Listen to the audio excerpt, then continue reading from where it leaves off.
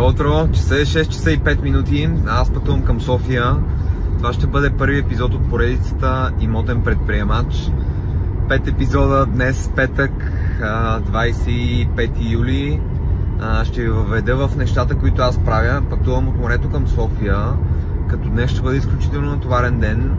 Трябва да посетиме 4, 5, 6 обекта, като 4 от тях са апартаменти. Един е почти обзаведен и готов, очаква само една фурна, пердета и основно изчистване.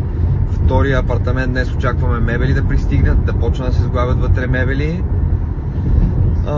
Третия е двустаен, който в момента правят банята и след това минават на шпакловка и боя.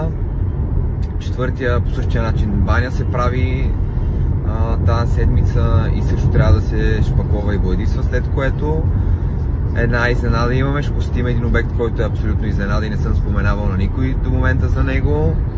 И след това трябва да отидем да видим едно от Airbnb-тата, в които днес се изнася един от наемателите. Имаше лека авария и трябва да видим дали всичко е наред и съответно да ви въведа в процеса по завеждане на щета, по български казано, и да вземем един наем от един наемател.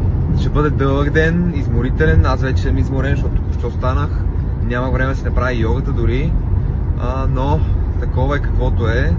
Гледайте ме за интересни неща днес.